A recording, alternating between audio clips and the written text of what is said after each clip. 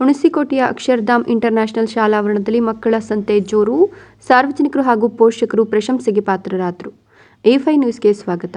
ಮಕ್ಕಳ ಸಂತೆಯು ವಿದ್ಯಾರ್ಥಿಗಳ ಕ್ರಿಯಾಶೀಲತೆ ಮತ್ತು ಸೃಜನಶೀಲತೆಗೆ, ಜಾಣ್ಮೆ ಮತ್ತು ವ್ಯಾವಹಾರಿಕ ಜ್ಞಾನಕ್ಕೆ ಹೆಚ್ಚು ಸಹಕಾರಿ. ಶಾಲೆಗಳಲ್ಲಿ ಇಂತಹ ಕಾರ್ಯಕ್ರಮಗಳು ಉತ್ತಮ ವ್ಯಾವಹಾರಿಕ ಬೆಳವಣಿಗೆಗೆ ಕಾರಣವಾಗಿದೆ ಅಂತ ಅಕ್ಷರಧಾಮ ಸಮೂಹ ಶಿಕ್ಷಣ ಸಂಸ್ಥೆಯ ಉಪ ಕಾರ್ಯದರ್ಶಿ ಛಾಯಾ ರಂಜಿತ್ ಕುಮಾರ್ ಅಭಿಪ್ರಾಯಪಟ್ಟರು.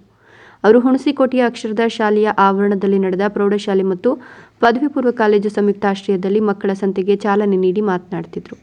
ಮಕ್ಕಳ ಸಂತೆಯಲ್ಲಿ ಮಕ್ಕಳು ತುಂಬ ಉತ್ಸಾಹದಿಂದ ತಮ್ಮ ಮನೆಯಿಂದಲೇ ತಿಂಡಿ ತಿನಿಸು ಮಾಡಿಕೊಂಡು ಬಂದು ಮಾರಾಟ ಮಾಡ್ತಿದ್ದಾರೆ.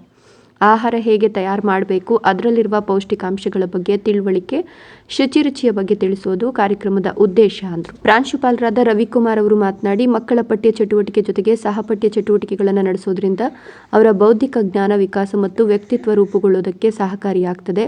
ಮಕ್ಕಳು ಲೆಕ್ಕಾಚಾರ ಪ್ರವೃತ್ತಿ ಹಾಗೂ ಗ್ರಾಹಕರೊಂದಿಗೆ ಹೇಗೆ ವರ್ತಿಸುವ ವ್ಯವಹಾರ ಜ್ಞಾನ ಹೆಚ್ಚಾಗ್ತದೆ ಅಂದರು.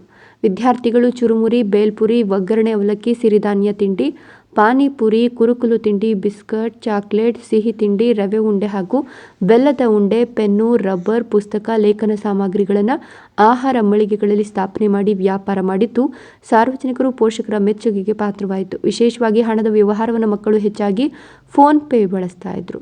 ಈ ಸಂದರ್ಭದಲ್ಲಿ ಅಕ್ಷರದ ಶಿಕ್ಷಣ ಸಮೂಹ ಸಂಸ್ಥೆಗಳ ಕಾರ್ಯದರ್ಶಿ ರಂಜಿತ್ ಕುಮಾರ್, ಪ್ರಾಂಶುಪಾಲರಾದ ರವಿಕುಮಾರ್, ಮುಖ್ಯೋಪಾಧ್ಯಾಯರಾದ ನಾಗರಾಜ್, ವ್ಯವಸ್ಥಾಪಕರಾದ ರಾಘವೇಂದ್ರ ಬಿ, ಆಡಳಿತಾಧಿಕಾರಿ ಪ್ರಶಾಂತ್, ಮುಖ್ಯ ಶಿಕ್ಷಕಿ ರಾಜೇಶ್ವರಿ, ಶಾಲೆಯ ಸಹ ಶಿಕ್ಷಕ ವೃಂದದವರು ಅನುಷಾ KH, ದಿವ್ಯಾ, ಅರ್ಚನಾ ಕುಮಾರಿ ಇನ್ನು ಮುಂತಾದವರು ಉಪಸ್ಥಿತರಿದ್ದರು. ಮಕ್ಕಳು ವೇಸ್ಟ್ ಪೇಪರ್ಗಳನ್ನ ಡಸ್ಟ್ಬಿನ್ ಅಲ್ಲಿ ಹಾಕ್ಬೇಕು ಅಂತ ವಿನಂತಿ. ಅಲ್ಲಿ ಇಲ್ಲಿ ಓಡಾಡಬೇಡ್ರಿ, ಧೂಳು ಬರುತ್ತೆ. ಶಿಸ್ತು, ಇಲ್ಲಿ ರುಚಿಗೆ ಹೆಚ್ಚು ಒತ್ತನ್ನು ಕೊಡೋಣ.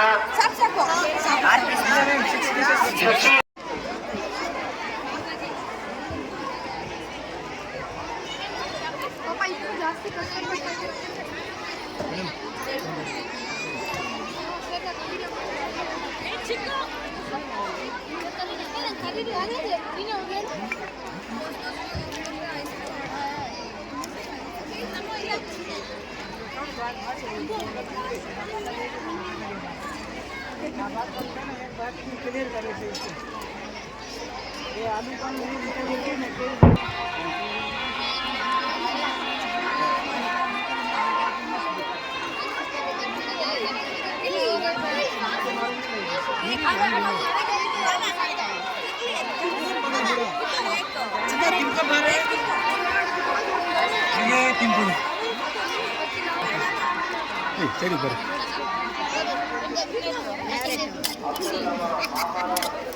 ನಿಂತ್ಕೋ.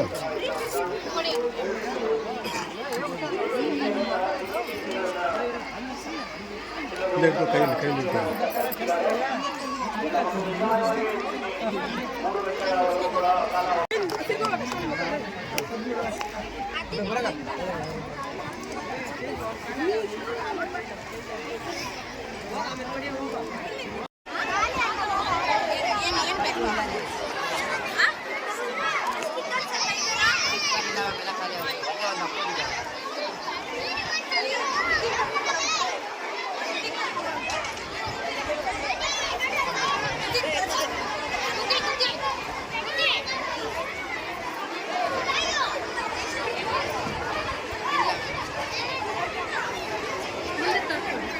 ಏನಕ್ಕೆ ಮುಂದಕ್ಕೆ ಬರಲ್ಲ ನನಗೆ ಅದು ಫೋಟೋ. ಓಕೆ